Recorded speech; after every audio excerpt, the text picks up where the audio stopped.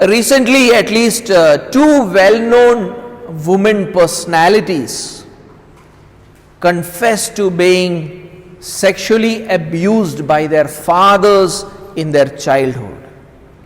हाल ही में कम से कम दो जाने माने महिलाओं ने इस बात का इकबाल किया है कि उनके बचपन में उनके पिताओं ने उनके साथ अनुचित यौन व्यवहार किया था. Now, when child sex abuse cases are investigated, many times it is found that the perpetrators of these crimes are often members of the victim's family. अक्सर ऐसा होता है कि जब बच्चों के साथ होने वाले इन यौन दुर्व्यवहार की घटनाओं का जांच होता है, ये पाया जाता है कि इन अपराधों का कर्ता इन पीड़ितों का परिवारजन ही होता है. How can fathers abuse their own daughters? पिता अपने बेटियों के साथ दुर्व्यवहार कैसे कर सकते हैं? How can uncles abuse their niece? चाचा, मामा, काका, ताऊ, मौसा, फूफा अपने ही भतीजियों भांजियों के साथ कैसे दुर्व्यवहार कर सकते हैं? How can cousin brothers abuse their cousin sisters? चचेरे भाई कैसे चचेरे बहन के साथ दुर्व्यवहार कर सकते हैं?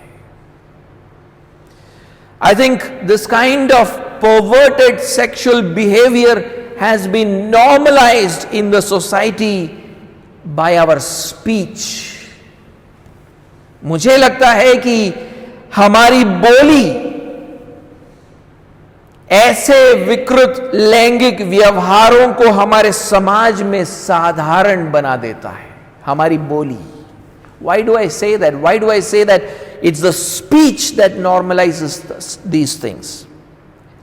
The abuses which people most often use in our society are incestuous in nature.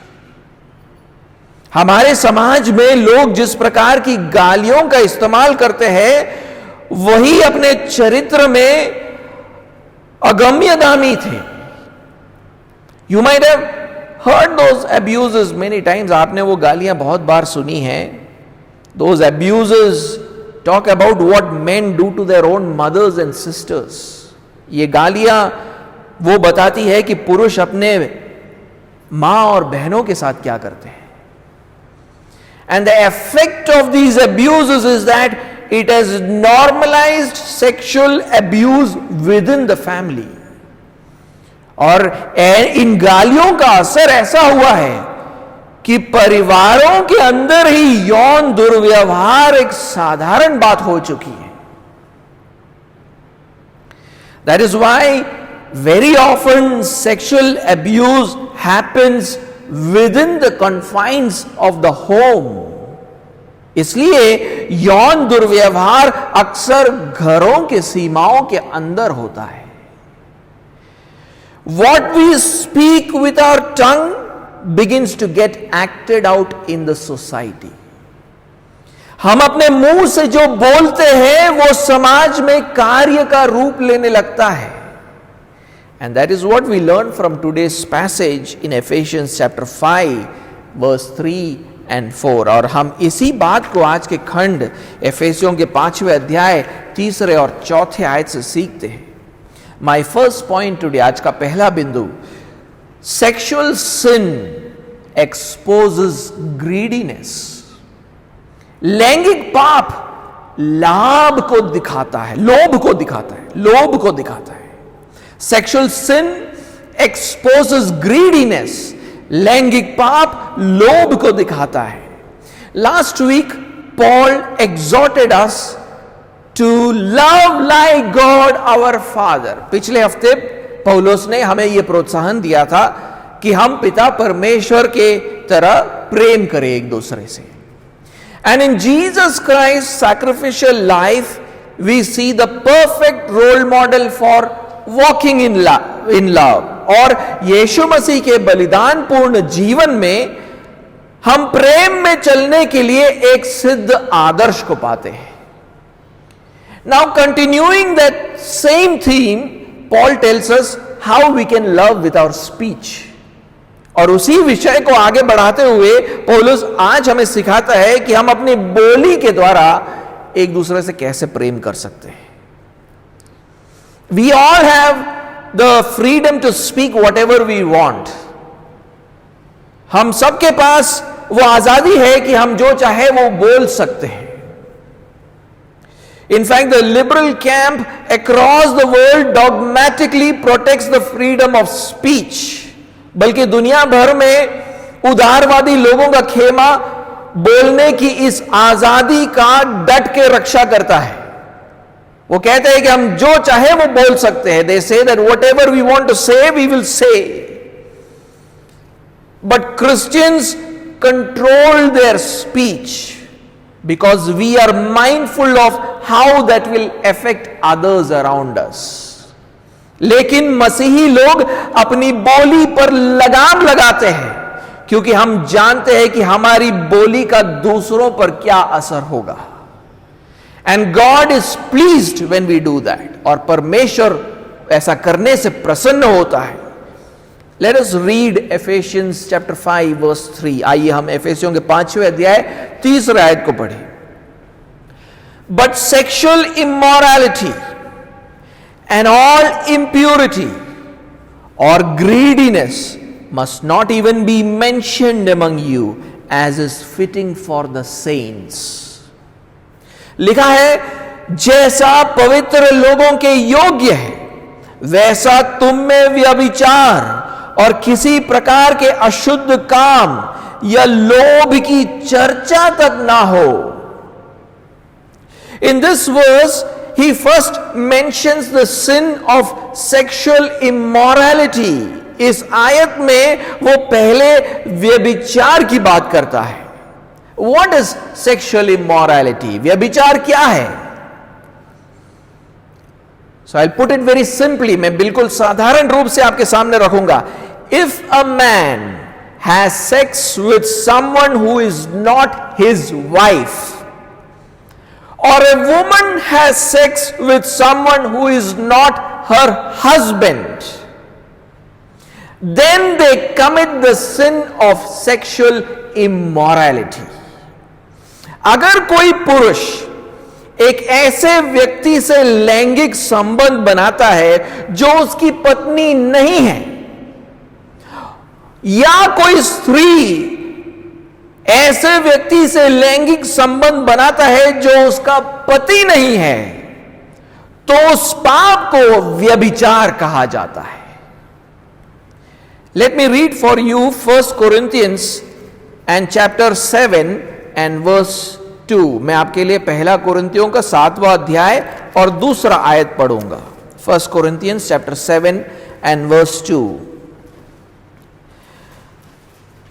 But because of the temptation to sexual immorality, each man should have his own wife and each woman her own husband.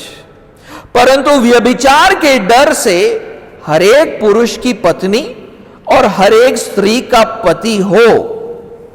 Here Paul is saying that if a man does not have his own wife or a woman does not have her own husband, there is a high chance that they might end up committing sexual immorality. पौलुस यहां पर कहता है कि अगर एक पुरुष की पत्नी ना हो या एक स्त्री का पति ना हो, तो यह बहुत ही मुमकिन है कि ऐसा व्यक्ति व्यभिचार में पड़ जाएगा. Now in this whole section, Paul actually advocates for a celibate life like him.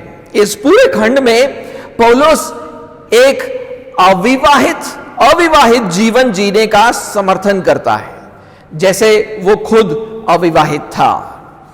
But he says that celibacy is a spiritual gift from God which everyone does not have. लेकिन वो कहता है कि अविवाहित रहना परमेश्वर की ओर से एक आत्मिक दान है जो सबके पास नहीं होता है.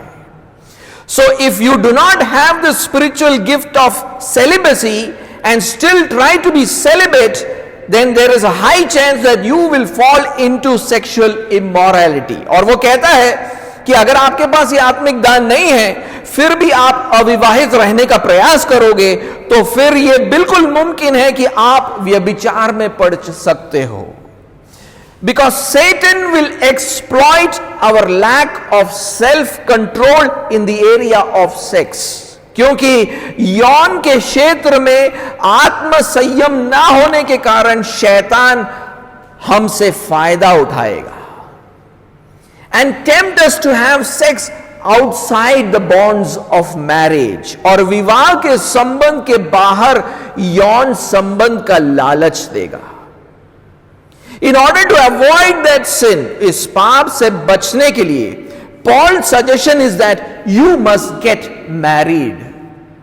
पौलुस का सुझाव यह है कि आपको विवाह करना चाहिए. But what we can understand from this verse which we just read, लेकिन इस आयत से हम एक बात तो समझ सकते हैं.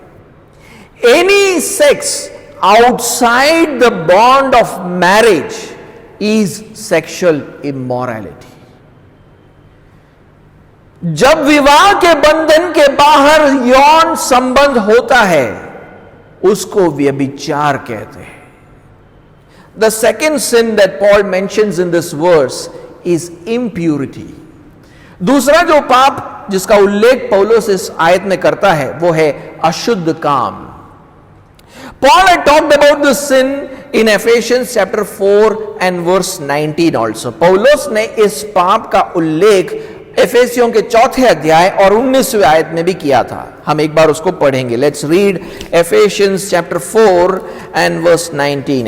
एफेसियों का 4 अध्याय 19वां आयत एक बार पढ़े. They have become callous and have given themselves up to sensuality, greedy to practice every kind of impurity. That's the word there. और वे सुन्न होकर लुचपन में लग गए. लुचपन में लग गए हैं कि सब प्रकार के गंदे काम, यहां पर गंदे काम शब्द का इस्तेमाल हुआ है. हमारे वहां पर अशुद्ध काम, यहां पर गंदे काम इस्तेमाल किया है. गंदे काम लालसा से किया करें. Talking about unbelievers, Paul says that they have rejected God's revelation and have become callous or hard-hearted. यहां पर वो अविश्वासियों के बारे में बात कर रहा है. पौलुस कहता है कि परमेश्वर के प्रकाशन को ठुकराने के कारण वे सुन्न हो गए हैं. In other words, they have lost all sense of morality, sense of right and wrong. दूसरे शब्दों में क्या कहूं तो नैतिकता के विषय में उन्होंने सारी संवेदनशीलता को खो दिया है. सही और गलत का बोध नहीं है. And therefore they have given themselves over to sensuality. और इसके कारण उन्होंने अपने आप को लुचपन के हाथों में सौंप दिया है. Now sensuality means engaging in some form of perverted sexual behavior. लुचपन का मतलब है अलग अलग प्रकार की विकृत लैंगिक व्यवहारों को करना. फॉर एग्जाम्पल लाइक होमोसेक्सुअलिटी, उदाहरण के रूप में समलैंगिक होना. And those who engage in sensuality, they practice all kinds of other deviant behaviours. और जो लोग लुचपन में पड़ जाते हैं, वो और भी बहुत प्रकार के विकृत व्यवहारों को करते हैं. सो impurity actually goes beyond just sexual immorality. तो अशुद्ध काम जो है व्यभिचार से भी आगे जाता है. It is not just sex outside the bonds of marriage. ये सिर्फ विवाह के संबंध के बाहर होने वाला यौन संबंध नहीं है, but engaging in all forms of perverse sexual encounters, बल्कि अलग अलग प्रकार की विकृत लैंगिक मिलन को दर्शाता है. Which men commit with men and women commit with women. जो पुरुष पुरुष के साथ करते हैं और स्त्रियां स्त्रियों के साथ करते हैं. And many other forms of परवर्स sexual behaviours, और इसके अलावा भी बहुत प्रकार के विकृत लैंगिक व्यवहार, दैट इज कॉल्ड इम्प्यूरिटी, इसको अशुद्ध काम कहते हैं. The third word that Paul mentions in this verse is not just another form of sexual sin. तीसरा जो शब्द पौलुस यहां पर इस आयत में जिसका उल्लेख करता है, वो एक और प्रकार का लैंगिक पाप नहीं है, बल्कि वो तो उन चरम स्तरों को दर्शाता है जहां तक व्यभिचार और अशुद्ध काम करने वाले जा सकते हैं. Rather, it shows the extreme levels to which people can go in their life of sexual immorality and impurity. That is why Paul says in this verse, but sexual immorality and all impurity or greediness.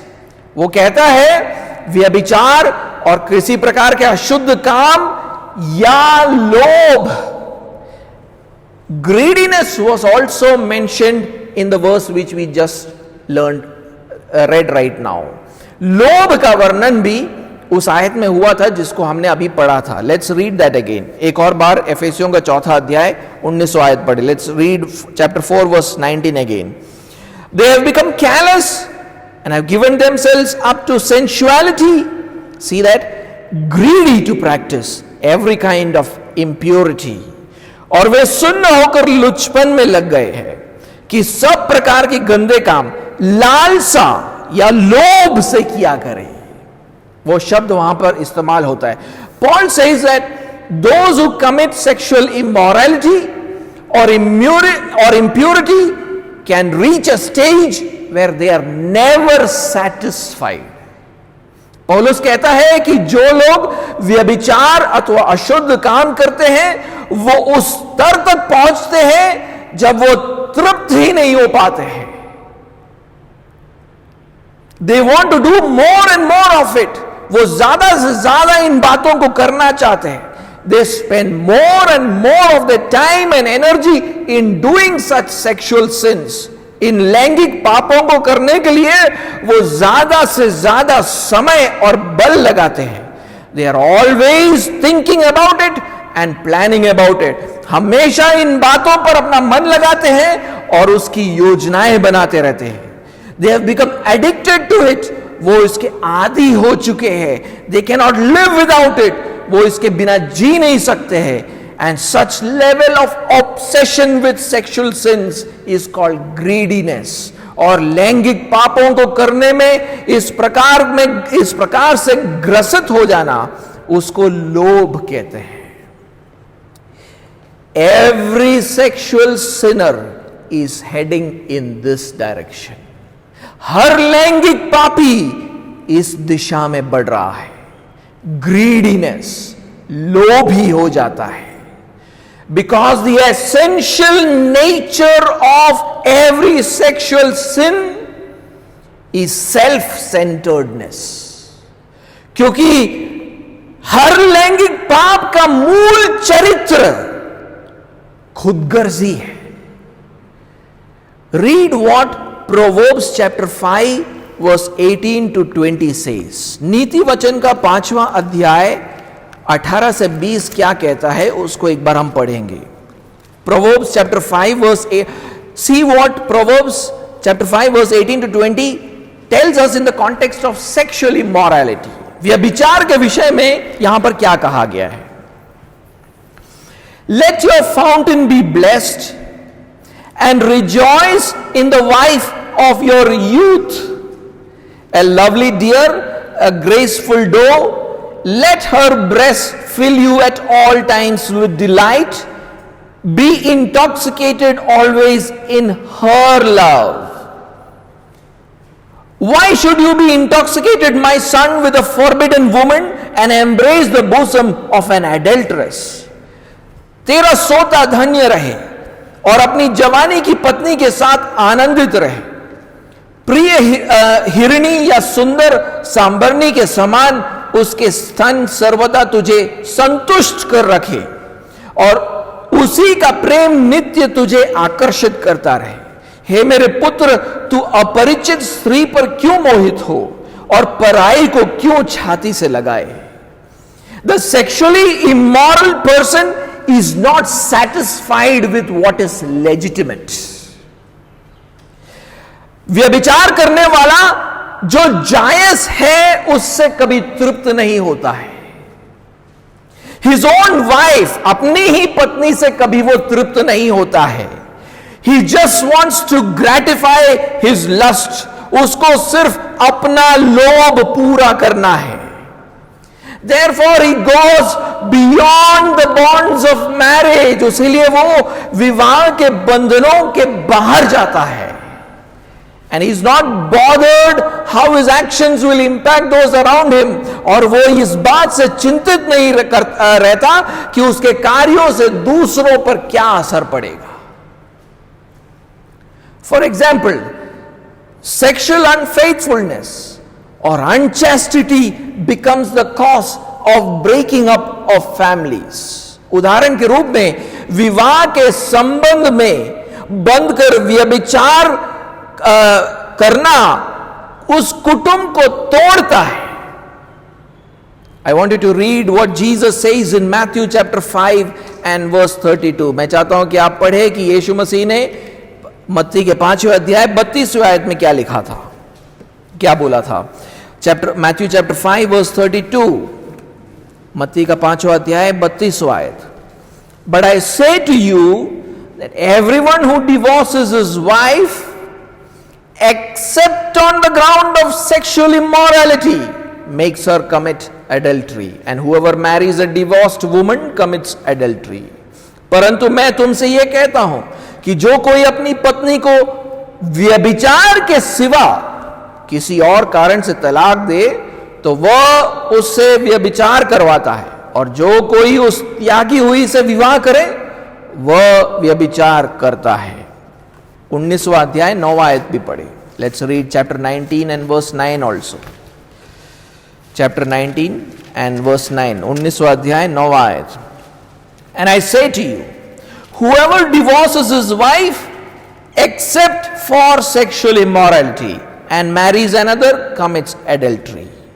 और मैं तुमसे कहता हूं कि जो कोई व्यभिचार को छोड़ और किसी कारण से अपने पत्नी को त्याग कर दूसरी से विवाह करे वह व्यभिचार करता है, और जो उस छोड़ी हुई से विवाह करे वह भी व्यभिचार करता है. There is no valid reason for seeking divorce in Christianity except sexual immorality. मसीही विश्वास में अपने जीवन साथी को त्यागने का कोई उचित कारण नहीं है सिवाय के व्यभिचार. This sin makes reconciliation in marriage very difficult. यह पाप के कारण विवाह में फिर से मेल मिलाप होना बहुत मुश्किल हो जाता है. It breaks up families. ये कुटुंबों को तोड़ देता है. And it leaves deep wounds and scars on the minds and hearts of all those who are involved. और इस कारण जो भी इससे प्रभावित होते हैं उनके मनों और हृदयों में गहरे घाव छोड़ जाता है.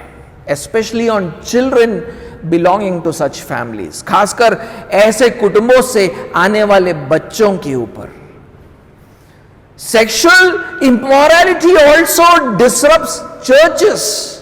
व्यभिचार कलीसियाओं को भी अस्त व्यस्त कर देता है.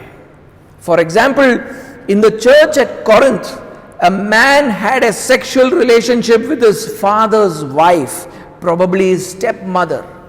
उदाहरण के रूप में कोरिंथ की कलीसिया में एक पुरुष का अपने पिता के पत्नी से संबंध था, शायद उसकी सौतेली मां थी. This person's sin caused much conflict in the church before he was excommunicated from the church. इस पुरुष के पाप के कारण कलीसिया में काफी संघर्ष हुआ और फिर उसके बाद कलीसिया से उसको बाहर किया गया. I want you to read 1 Corinthians chapter 5 and verse 1 and 2. मैं चाहता हूं कि आप पहले कुरिन्थियों का 5वां अध्याय और पहले 2 आयत पढ़े। 1 Corinthians chapter 5 verse 1 and 2. It is actually reported that there is sexual immorality among you, and of a kind that is not tolerated even among pagans. For a man has his father's wife, and you are arrogant. Ought you not rather to mourn? Let him who has done this be removed from among you. यहां तक सुनने में आता है कि तुम में व्यभिचार होता है, वरन ऐसा व्यभिचार जो अन्य जातियों में भी नहीं होता, कि एक मनुष्य अपने पिता की पत्नी को रखता है। और तुम शोक तो नहीं करते जिससे ऐसा काम करने वाला तुम्हारे बीच से निकाला जाता, परंतु तुम घमंड करते हो। Paul had to strongly rebuke the church for not acting against such a person. पौलो ऐसे व्यक्ति के विरोध में कदम ना उठाने के कारण पौलोस को इस कलीसिया को बड़ा जबरदस्त डांट लगाना पड़ा। Apostle Peter says that greedy sexual sinners exploit others with their false words. प्रेरित पतरस कहता है ऐसे लोग जो लैंगिक पाप का लोभ करते हैं, वो झूठी बातें गढ़कर दूसरों को का लाभ उठाते हैं। I want you to read 2 Peter chapter 2 and verse 2 and 3. मैं चाहता हूं कि आप 2 पतरस 2 अध्याय 2 और 3 आयत पढ़े। 2 Peter chapter 2 verse 2 and 3. 2 पतरस 2 अध्याय 2 और 3 आयत। And many will follow their sensuality, and because of them the way of truth will be blasphemed, and in their greed they will exploit you with false words. Their condemnation from long ago is not idle, and their destruction is not asleep. वे लोभ के लिए बातें गढ़कर तुम्हें अपने लाभ का कारण बनाएंगे, और जो दंड की आज्ञा उन पर पहले से हो चुकी है उसके आने में कुछ भी देर नहीं, और उनका विनाश उंगता नहीं। They entice or seduce others into their sin. वो दूसरों को फुसलाकर अपने पाप की ओर खींचते हैं। I wanted to read verse 14 there. मैं चाहता हूं कि 14वीं आयत को पढ़े। They have eyes full of adultery, insatiable for sin. They entice unsteady souls. They have hearts trained in greed, accursed children. उनकी आंखों में व्यभिचार बसा हुआ है, और वे पाप किए बिना रुक नहीं सकते। वे चंचल मन वालों को फुसला लेते हैं, उनके मन को लोभ करने का अभ्यास हो गया है। वे संताप की संतान है। Their eyes are full of adultery. उनकी आंखों में व्यभिचार बसा हुआ है, which means that they are always looking out for people with whom they can commit adultery. इसका मतलब है कि व्यभिचार करने के लिए वो हमेशा लोगों को ढूंढते रहते हैं जिनके साथ वो व्यभिचार कर सके। They seduce others and lead them astray. वो उनको फुसलाकर गलत रास्तों पर लेकर आते हैं।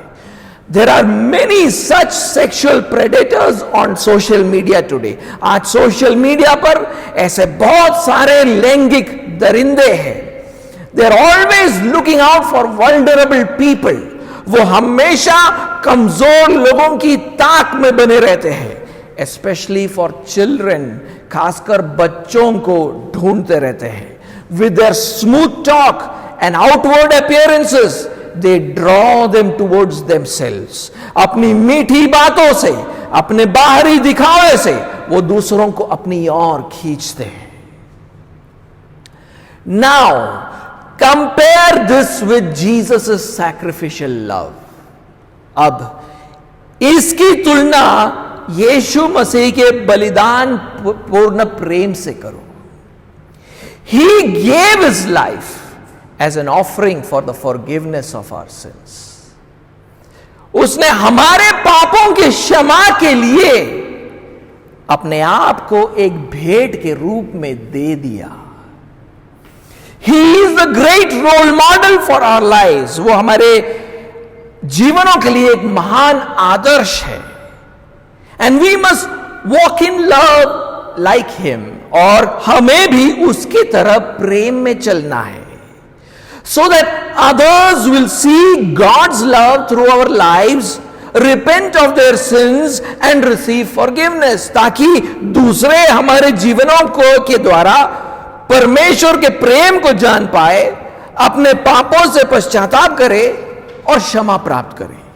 But those who commit sexual sins have the very opposite of such behavior. लेकिन जो लोग लैंगिक पापों को करते हैं उनका व्यवहार बिल्कुल इस बात से विपरीत है. They are basically self-centered people who are becoming more and more greedy with each passing day. मूल रूप से ये खुदगर्ज लोग हैं जो प्रतिदिन लोभी बनते जाते हैं. They are thinking only about their own lusts or desires. वो सिर्फ अपने लोभ के बारे में सोचते हैं. But they do not think sacrificially about others. लेकिन वो बलिदान पूर्ण तरीके से दूसरों के बारे में नहीं सोचते. They break up families and churches. वो कुटुंबों और कलीसियाओं को तोड़ते हैं. They exploit others with their false promises. अपनी झूठी बातों से दूसरों का शोषण करते हैं. Seduce others to commit sins. पाप करने के लिए दूसरों को फुसलाते हैं. They are not drawing people away from sin, but they are drawing people into sin. वे लोगों को पाप से दूर नहीं ले जाते बल्कि उनको पाप की ओर खींचते हैं. So that their lusts are met, ताकि उनका लोभ पूरा हो. Sexual sin shows how greedy people can become. लैंगिक पाप इस बात को दर्शाता है कि लोग कितने लोभी हो सकते हैं. How can Christians who are called to live sacrificial lives like Jesus live such sinful lives? मसीह लोग जिनको मसीह यीशु के समान एक बलिदान पूर्ण जीवन जीना है, वो ऐसा एक पापमय जीवन कैसे जी सकते हैं? Christians who live like this are denying their own master, the Lord Jesus. मसीह लोग जो ऐसे जीते हैं वो अपने ही स्वामी यीशु मसीह को नकारते हैं. My second point, दूसरा point, do not use obscene language, foolish talk or crude jokes. निर्लज्जता, मूढ़ता की बातें और ठट्ठा ना करें. Do not use obscene language, foolish talk or crude jokes. निर्लज्जता, मूढ़ता की बातें और ठट्ठा ना करें. Paul says in verse 3 that such sins must not even be mentioned among you. पौलुस तीसरा आयत में कहता है ऐसे पापों की चर्चा तक ना हो. That means leave alone doing such sins.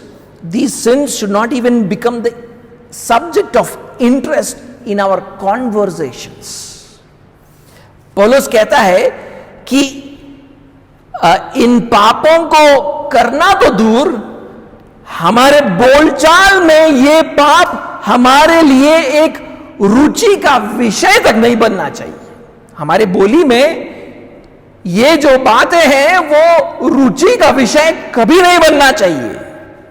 Yes, we must warn people against it, like Paul is doing here.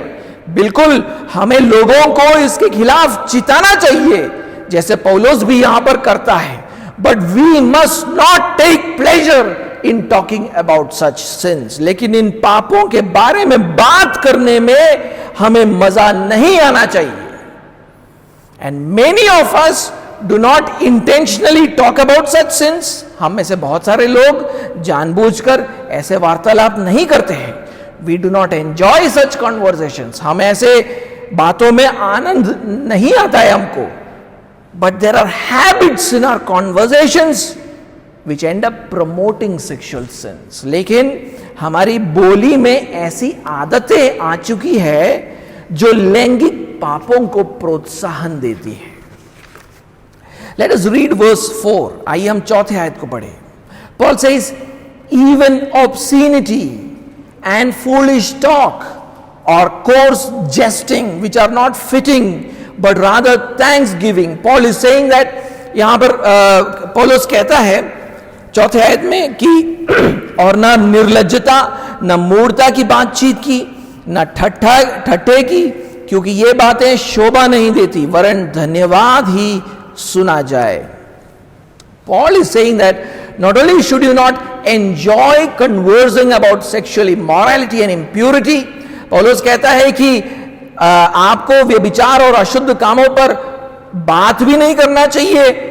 You should also not use obscenity, foolish talk or coarse jesting, बल्कि आपको निर्लज्जता, मूर्खता की बातें और ठट्ठा भी नहीं करनी चाहिए. These are all kinds of speech which are prohibited for Christians. ये सब उस प्रकार की बोलियां हैं जो मसीहों के लिए वर्जित है. But why? लेकिन क्यों? The first kind of speech that is mentioned here is often translated as filthiness. ये पहली प्रकार की जो बोली जिसका उल्लेख यहां पर हुआ है, उसका अनुवाद निर्लज्जता करके किया गया है. That is how the King James Version, NASB, ESV translate it. The word actually means obscenity.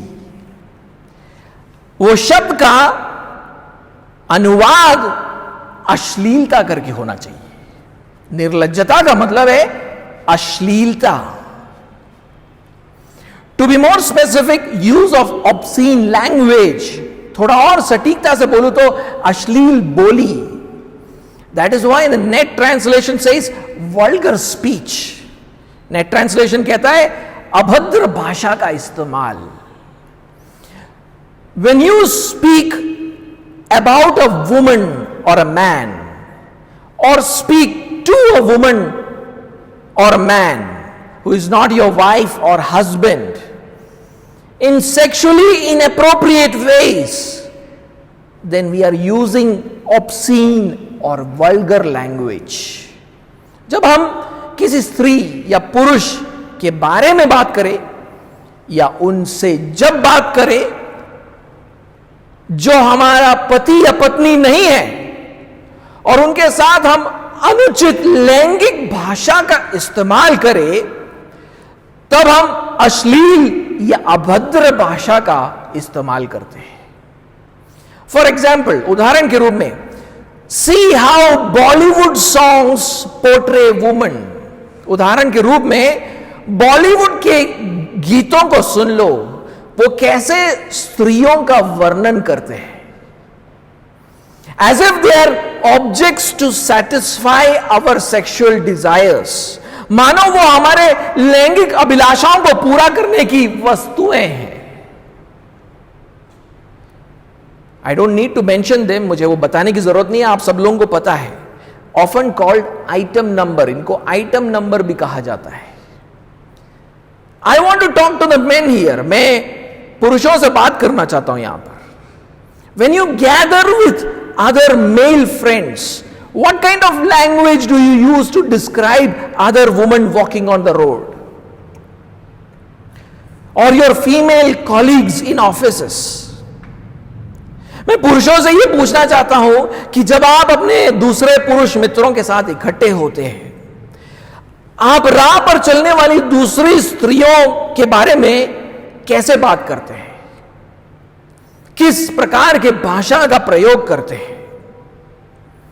Do you look at them and comment about them as if they are objects to satisfy your sexual desire? क्या उनको उस नजर से देखते हैं कि और ऐसी टिप्पणियां करते हैं कि मानो वो आपके लैंगिक जरूरतों को पूरा करने के लिए सिर्फ एक वस्तुएं हैं? Is it okay if other men make the same comments about your wife or daughter or mother or sisters? क्या अगर दूसरे पुरुष आपके पत्नी या बेटी या मां या बहनों के साथ ऐसी ही भाषा का प्रयोग करेंगे तो चलेगा? In the presence of friends or colleagues of the opposite gender, we also use sexual expletives. जब विपरीत लिंग के हमारे दोस्तों अथवा सहकर्मियों के साथ हम उठते बैठते हैं, हम लैंगिक अपशब्द गालियों का इस्तेमाल करते हैं.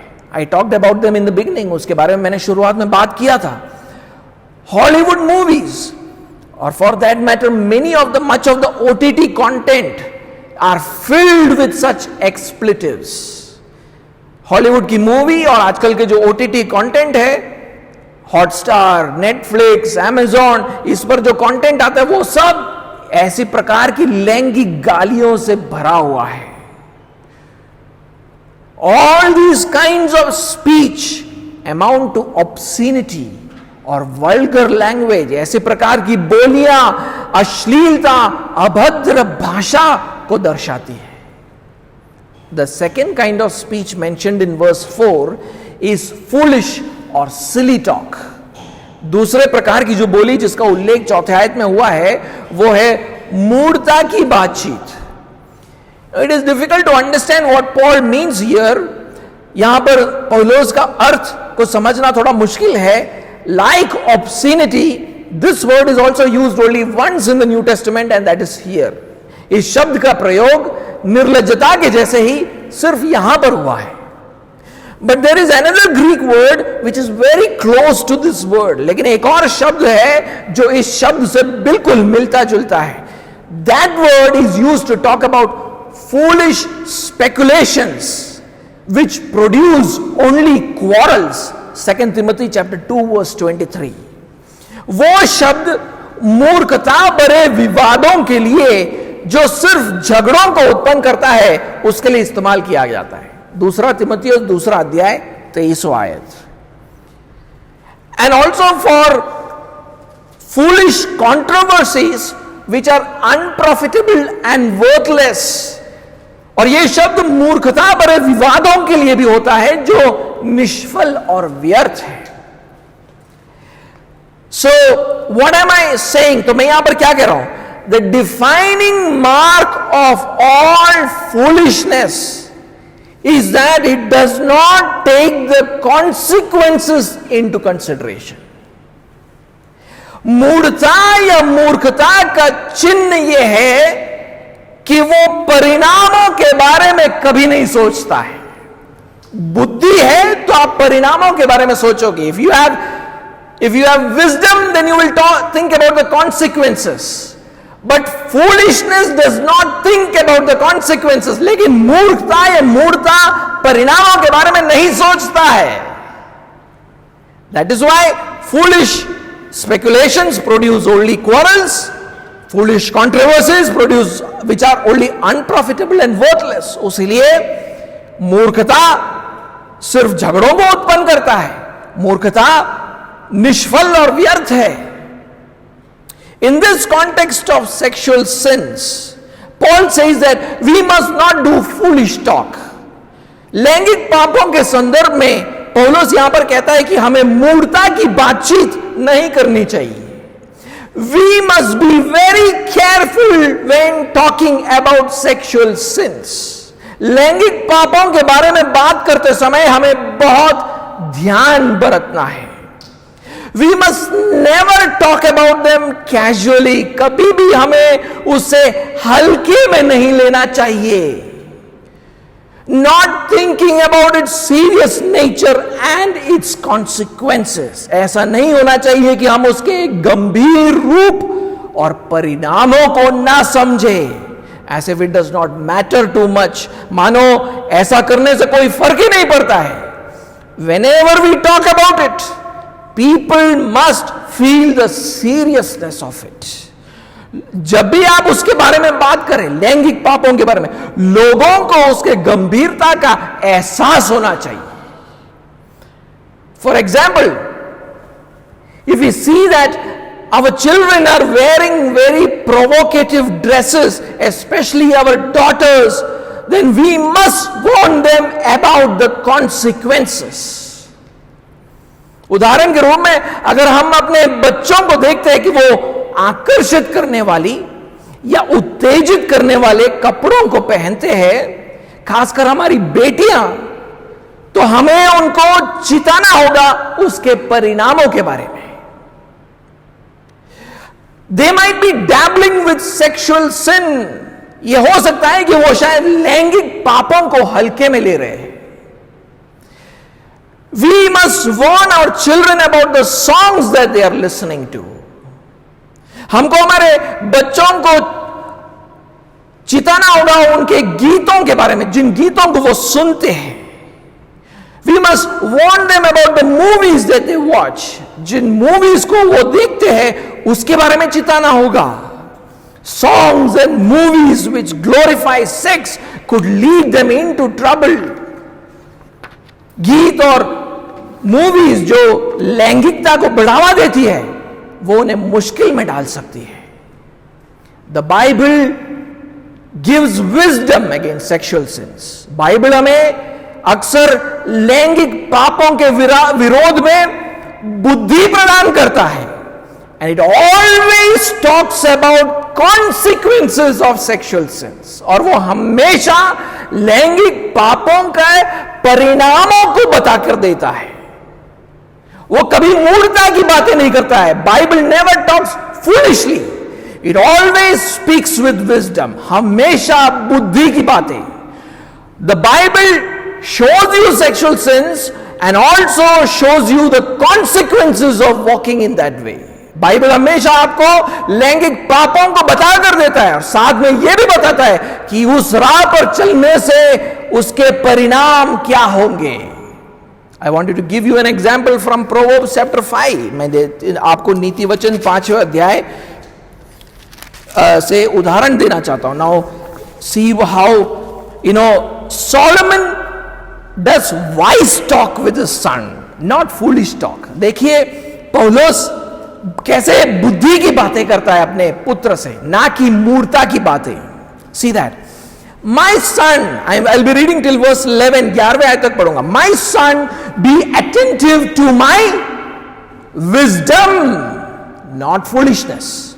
Incline your ear to my understanding, that you may keep discretion, and your lips may guard knowledge.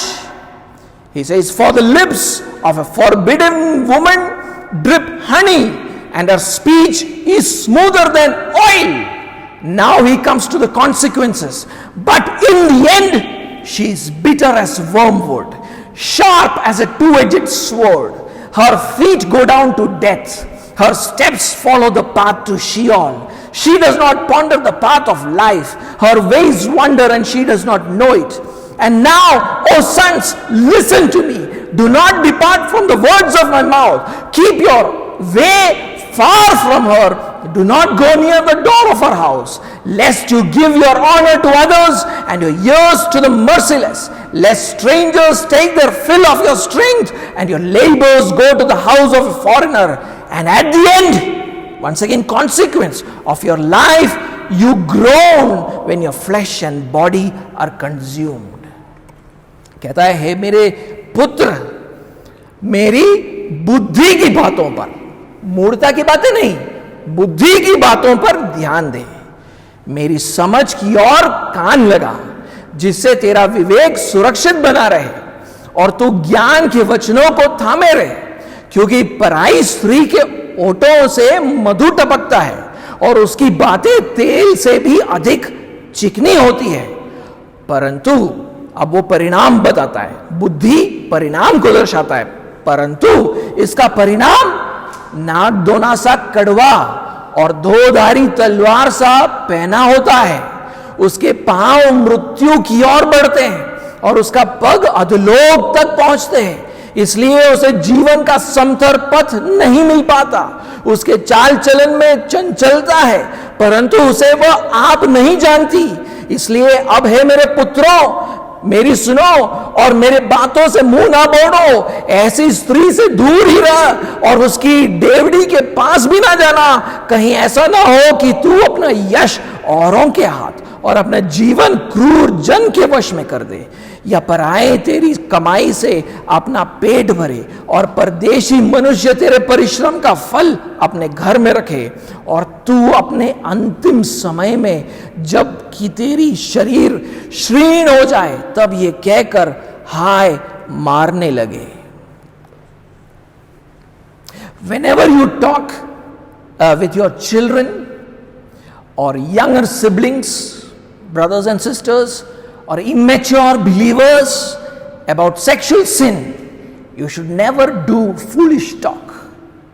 जब भी आप अपने बच्चों से या आपके छोटे भाइयों और बहनों से या अपरिपक्व विश्वासियों से लैंगिक पाप के बारे में बात करें, कभी भी मूढ़ता की बातें ना करें. Show them the seriousness of these sins by showing them the consequences. उनको इसके गंभीरता को बताकर दो, उनके परिणामों को दिखाकर. Finally, the third kind of speech mentioned in verse 4 is coarse jesting. आखिर में जो तीसरी जो बोली का वर्णन चौथे आयत में किया गया है वो है ठट्ठा करना. In English, coarse means cheap or indecent. Jesting means joking remark. So basically it means a cheap or indecent joke.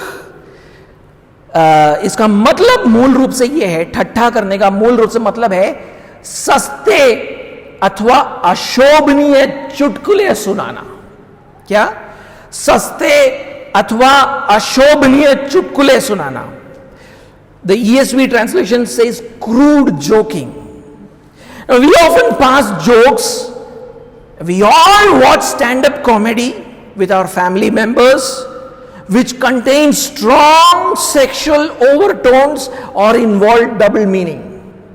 हम सब ऐसे चुटकुलों को सुनते या कुटुंबी जनों के साथ मिलकर स्टैंड-अप कॉमेडी देखते हैं हमारे मोबाइल पर, OTT प्लेटफॉर्म्स पर, जिसमें लैंगिक बातें या डबल मीनिंग छुपा हुआ होता है और सब मिलकर हंसते हैं. We have even watched many movies with such content. हमने ऐसे बहुत सारे मूवीज देखे, बोलते कुछ है, उसका मतलब कुछ और होता है. In such jokes, we say something, but actually mean something sexual in nature.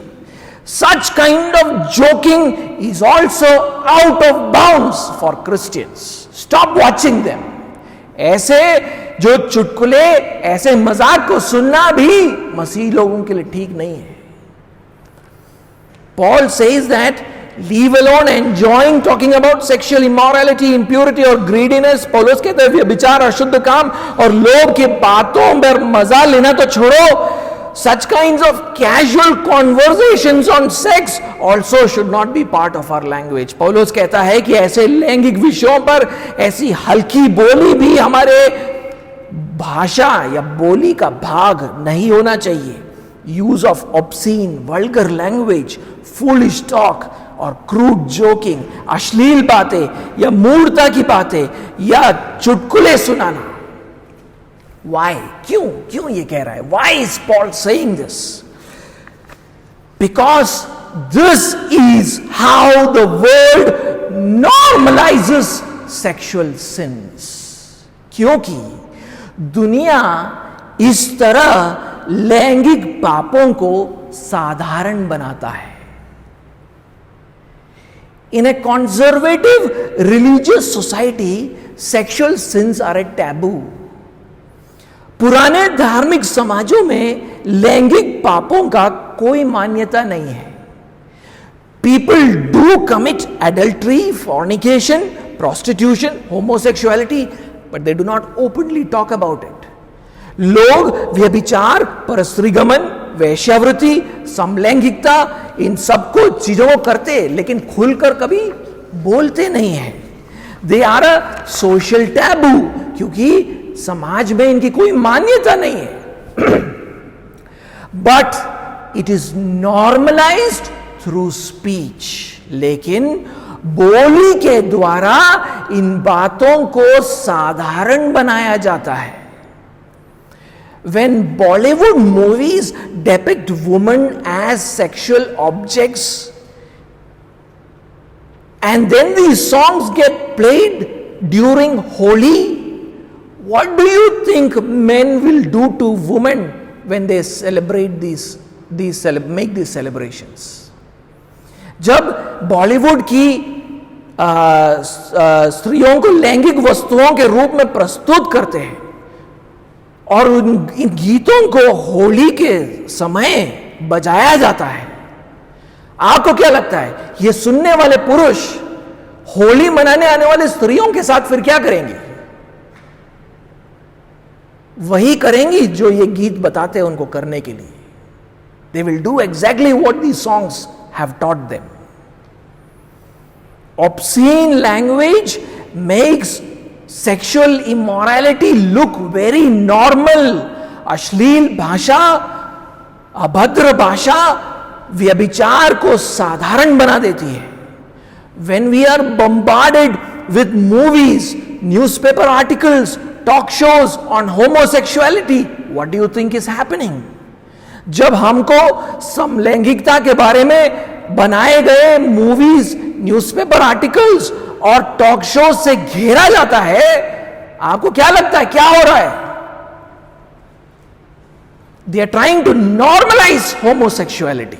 वो समलैंगिकता को साधारण बनाने का प्रयास कर रहे हैं, so that it becomes then easy for the society to accept it, for governments to pass laws favouring it, ताकि फिर समाज को इसको अपनाने में आसानी हो और गवर्नमेंट कानून पास कर सके जो इसको स्वीकार करे. इसलिए बोली के द्वारा इसको साधारण बनाया जाता है. By our talk it is made normalised. In the same way when we talk casually about sexual sins or pass crude jokes, it is creating an environment where committing such sins will no more be a taboo.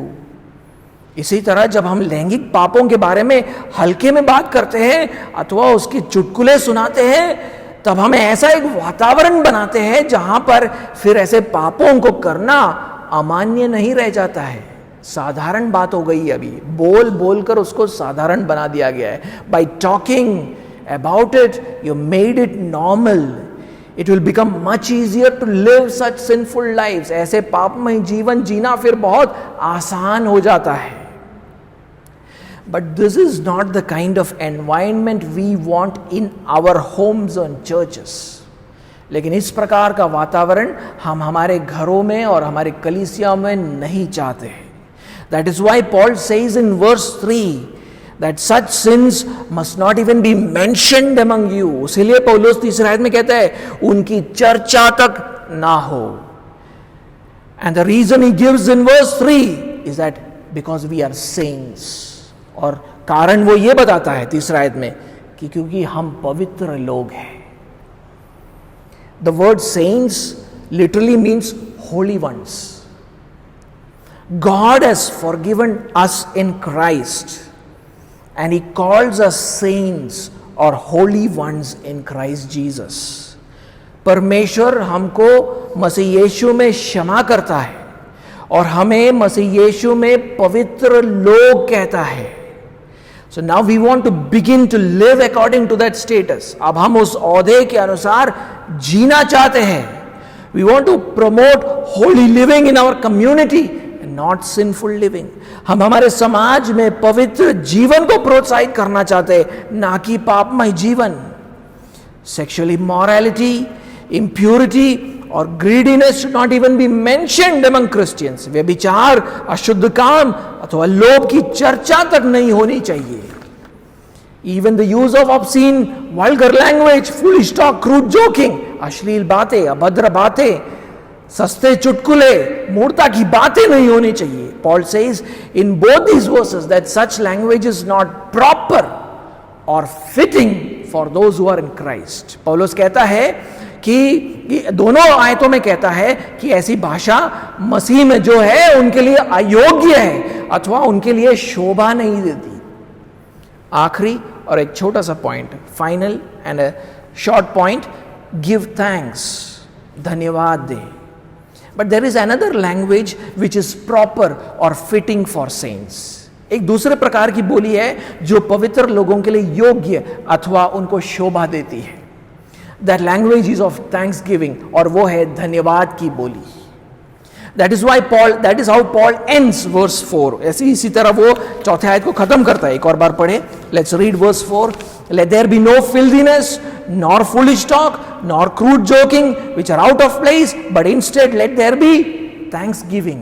कहता है और न निर्लज्जता, न मूर्ता की बातचीत की, न ठट्ठे की, क्योंकि ये बातें शोभा नहीं देती, वरन धन्यवाद ही सुना जाए. We must we must constantly give thanks to God in the name of Jesus Christ for the forgiveness of our sins.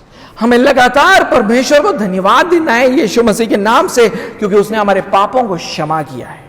I want you to read Hebrews 13 and verse 12 and 15.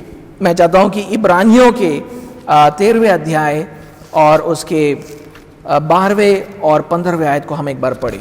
Hebrews 13 verse 12 and verse 15. So Jesus also suffered outside the gate in order to sanctify the people through his own blood. Verse 15, through him then let us continually offer up a sacrifice of praise to God, that is the fruit of lips that acknowledge or thank his name. वहां पर लिखा है, इसी कारण यीशु ने भी लोगों को अपने ही लहू के द्वारा पवित्र करने के लिए फाटक के बाहर दुख उठाया. 15वां आयत, इसलिए हम उसके द्वारा स्तुति रूपी बलिदान अर्थात उन होठों का फल जो उसके नाम का धन्यवाद करते हैं या अंगीकार करते हैं, परमेश्वर को सर्वदा चढ़ाया करें. Jesus suffered, shed his own blood in order to cleanse us from all sins. यीशु मसीह ने दुख उठाया, अपना खून बहाया ताकि वो हमें सब पापों से पवित्र करे. Therefore, in Jesus' name, we should constantly offer up a sacrifice of praise to God. इसलिए हमें लगातार यीशु मसीह के नाम से परमेश्वर को स्तुति रूपी बलिदान चढ़ाना है. Our lips should constantly give thanks to God. हमें हमारे होठों से लगातार धन्यवाद देना है. When we worship, when we pray, when we talk to others, जब हम आराधना करें, जब हम प्रार्थना करें, जब हम दूसरों से बात करें. Why is this important in the context of sexual sins? ये लैंगिक पापों के संदर्भ में क्यों महत्वपूर्ण है? When we do this, all of us are constantly reminded of the gospel. जब धन्यवाद देते हैं तो हम सबको सुसमाचार का स्मरण होता है. And if there is anyone doing these kinds of sexual sins, it reminds us to confess our sins and ask God for forgiveness in the name of Jesus.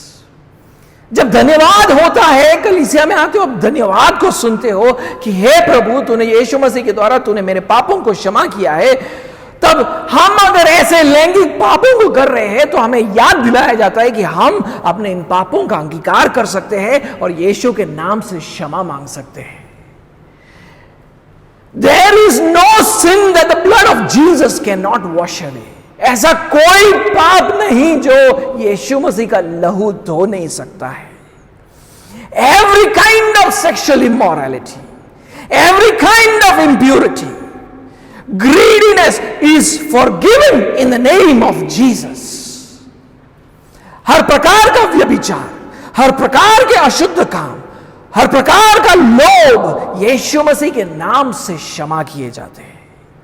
Because he died for all our sins, क्योंकि वो हमारे सारे पापों के लिए मरा. He did not die for some sins, he died for all kinds of sins. वो सिर्फ कुछ पापों के लिए नहीं मरा, वो हर प्रकार के पापों के लिए मरा है. His blood covers all our sins. उसका लहू हमारे सब पापों को ढांपता है. So we need to run to God for forgiveness in the name of Jesus. इसलिए हमें परमेश्वर की ओर दौड़ना है, यीशु मसीह के नाम से क्षमा मांगना है. So our Christian speech, instead of pushing people towards sin, is helping them to repent and receive forgiveness. तो हमारी जो बोली से क्या हो रहा है, लोग पापों की तरफ बढ़ने के बदले पश्चाताप करते हैं और क्षमा प्राप्त करते हैं. When our speech is like this, we are walking in love like Jesus Christ. जब हमारी बोली ऐसी हो तो हम यीशु मसीह की तरह प्रेम में चलते हैं. We keep our tongues on a tight leash. हम अपने जीभों पर लगाम लगा के रखते हैं. Because our lives are an offering for the sake of others. क्योंकि हमारा जीवन दूसरों के खातिर एक भेंट है. And such a life is a sacrifice pleasing to God. और ऐसा जीवन एक बलिदान है जो परमेश्वर को भावता है। It is a fragrant aroma, ये एक सुखदायक सुगंध है।